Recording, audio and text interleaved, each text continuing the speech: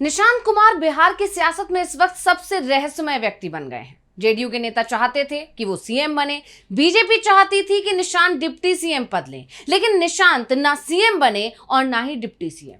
ऐसे में सवाल उठ रहे हैं कि निशांत को पीछे रखना नीतीश की मजबूरी है या कोई मास्टर स्ट्रोक, क्योंकि निशांत के सरकार में शामिल नहीं होने से सबसे ज्यादा डर बीजेपी को लग रहा है। डर इस बात का है कि निशांत कुमार अब बिहार की यात्रा पर निकल रहे हैं और जेडीयू की तरफ से इस यात्रा की तैयारियां शुरू कर दी गई हैं। इसके सहारे नीतीश कुमार निशांत को लेकर बिहार की जनता का मन टटोल सकते हैं।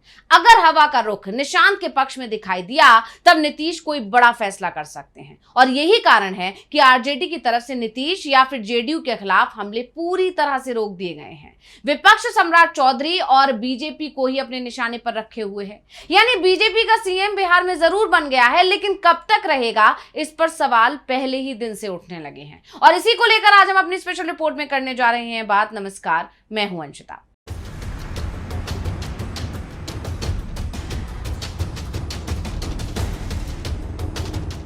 बिहार की राजनीति में एक बार फिर हलचल तेज हो गई है। सवाल उठ रहे हैं, चर्चाएं गर्म हैं और राजनीतिक गलियारों में एक ही नाम गूंज रहा है और वो नाम है निशांत कुमार। बिहार के मुख्यमंत्री नीतीश कुमार के बेटे निशांत कुमार को लेकर लंबे समय से कयास लगाए जा रहे थे कि क्या उन्हें सरकार या पार्टी में कोई बड़ी जिम्मेदारी मिलेगी, लेकिन तमाम अटकलों के बीच निशांत कुमार सरकार में शामिल नहीं हुए। अब बड़ा सवाल, आखिर क्यों? क्या यह सिर्फ एक निजी फैसला है या इसके पीछे छिपी है कोई बड़ी राजनीतिक रणनीति? क्योंकि जब एक मुख्यमंत्री का बेटा पूरी तरह राजनीति से दूर रहे तो सवाल उठना लाजमी है कि क्या यह दूरी असली है या फिर सोची समझी रणनीति। नीतीश कुमार बिहार के मुख्यमंत्री पद से हट चुके हैं और अब राज्यसभा के सांसद हैं, मगर अपनी पार्टी के निशान तीर की तरह ही अपनी राजनीति वो कर गए हैं। बहुत बातें कही गई हैं कि उनके स्वास्थ्य की वजह से वो शायद राजनीतिक फैसले लेने में उतने सक्षम नहीं हैं, मगर बिहार की राजनीति में उन्होंने जाते जाते 3 शिकार कर दिए हैं। पहला है सम्राट चौधरी का मुख्यमंत्री बनना। इसमें सबसे बड़ी भूमिका रही है नीतीश कुमार की, क्योंकि बीजेपी में कई नामों पर चर्चा हुई। बीजेपी चाहती थी कि सम्राट नहीं बल्कि कोई और सीएम बने, लेकिन नीतीश कुमार ने सब नामों पर वीटो लगा दिया और आखिर में बीजेपी को नीतीश कुमार के फैसले को ही स्वीकार करना पड़ा और सम्राट चौधरी को सीएम बनाना पड़ा। नीतीश कुमार ने अभी भी इस फेरबदल के बाद अपनी राजनीतिक पकड़ बनाए रखी है, जिससे ये तो चर्चा चली रही है कि बीजेपी और मुख्यमंत्री सम्राट चौधरी नीतीश कुमार के साए से कब निकल पाते हैं। तो वहीं एक सवाल और गूंज रहा है और वो ये कि आखिर निशांत कुमार सरकार में शामिल क्यों नहीं हुए, जबकि उनकी पार्टी में तो उन्हें सीएम बनाए जाने की बात हो रही थी। यहां तक कि जेडीयू कार्यालय के बाहर तो पोस्टर भी लगा दिए गए थे जिसमें लिखा था कि निशांत को सीएम बनाया जाए, लेकिन जब नई सरकार का गठन हुआ तो सीएम तो छोड़िए, निशांत डिप्टी सीएम तक नहीं बने, जिसके बाद से सवाल उठ रहा है कि ऐसा क्यों किया गया। क्या ये भी नीतीश कुमार की कोई सोची समझी रणनीति है? ये सवाल इसलिए उठ रहे हैं क्योंकि निशांत कुमार के जो बयान आ रहे हैं वो इसी तरफ इशारा कर रहे हैं कि नीतीश की नजर डिप्टी सीएम की कुर्सी पर नहीं बल्कि सीएम की कुर्सी पर ही है, और इसे समझेंगे, लेकिन पहले निशांत कुमार ने क्या कुछ कहा है वो सुन लेते हैं। हमारे माननीय मुख्यमंत्री श्री सम्राट जी को मेरे बड़े भाई हैं, उन्हें बहुत बहुत बधाई शुभकामना देता हूँ।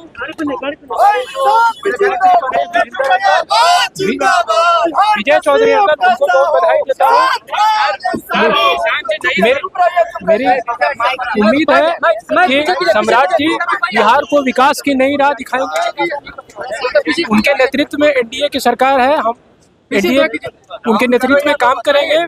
मेरे पिताजी श्री नीतीश कुमार जी का, मेरा पिताजी का मार्गदर्शन रहेगा।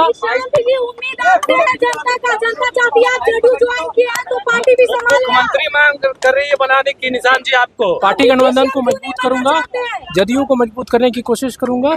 पिताजी ने जो 20 साल में किया है उसे जन जन तक पहुंचाने का कोशिश करूंगा।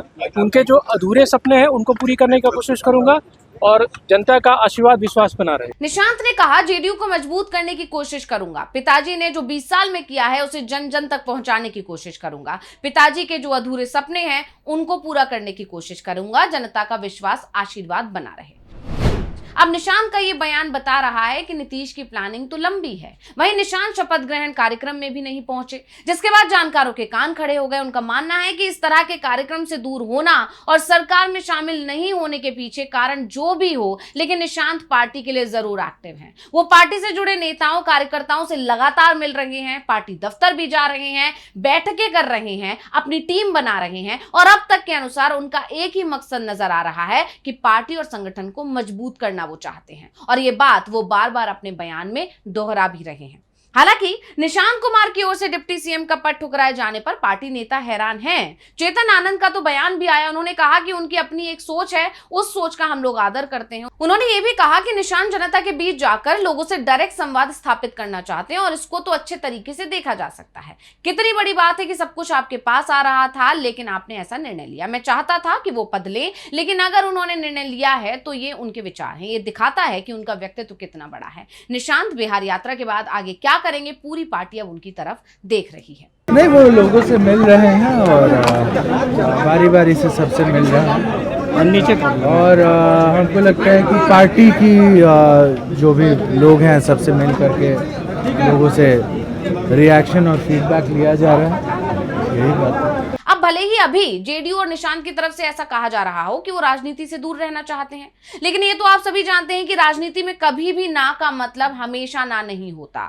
अभी निशांत सरकार में शामिल नहीं हुए क्योंकि नीतीश कुमार भी नहीं चाहते थे कि निशांत तुरंत सरकार में शामिल हो, लेकिन जल्द होंगे ये साफ है क्योंकि पार्टी के कई सूत्रों ने बताया कि नीतीश अपने पुत्र निशांत को पहले पार्टी में पैठ बनाने के पक्ष में थे।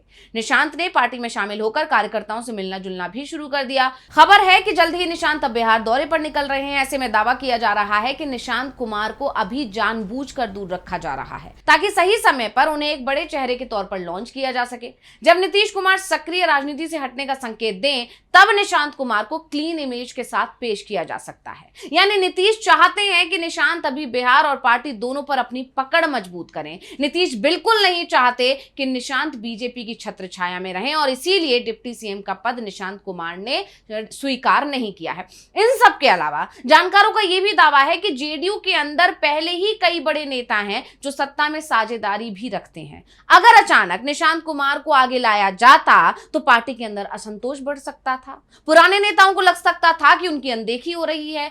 सहयोगी दलों को भी संदेश जाता कि जेडीयू परिवारवाद की ओर बढ़ रही है। इसलिए निशांत को बाहर रखकर नीतीश कुमार ने पार्टी में संतुलन बनाए रखा है। यानी किसी भी तरह की टूट फूट के मूड में अभी नीतीश कुमार नहीं है। इसके साथ ही दावा यह भी किया जा रहा है कि नीतीश फिर से पलटी की राजनीति के लिए भी दरवाजा खुला रखना चाहते हैं।